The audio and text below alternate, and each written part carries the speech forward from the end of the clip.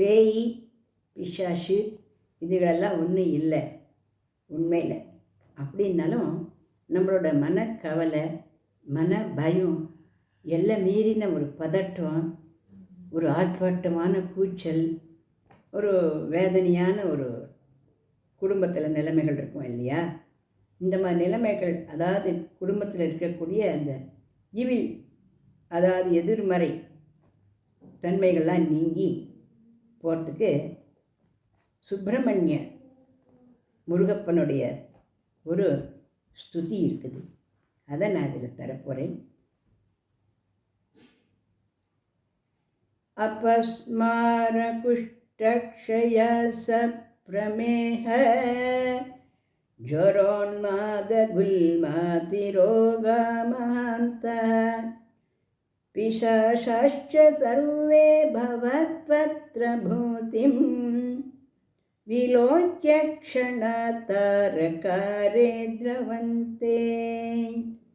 இந்த சொல்லிகிட்டே வந்தாக்க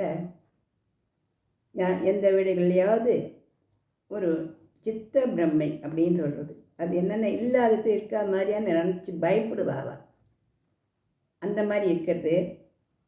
அதுக்கப்புறம் காக்கா வலிப்பு, குஷ்டம், க்ஷயம், மூலம், அதாவது பைல்ஸு, மூத்தத்தில் கல் மண், மூத்திரம் போக முடியாமல் இன்ஃபெக்ஷன், ரோகம், ஜுரம், எப்போ பாரு வயிற்று வலின்னு கஷ்டப்பட்டுன்னு இருப்பேன்.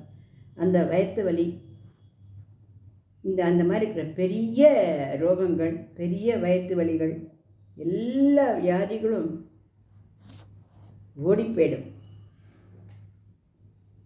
கொஞ்சம் விபூதி வாங்கிட்டு வந்து முருகன் படத்துக்கு நேராக வச்சு அந்த விபூதியை அவளுக்கு இட்டு விடலாம், இல்லை துளி உண்டு வாயில் போட்டுக்க சொல்லலாம். இப்படி பண்ணுறதுனால யாராவது திருஷ்டி போட்டிருந்தா அப்படின்னாலும் அந்த திருஷ்டி தோஷம் இல்லாமல் நீங்கும்.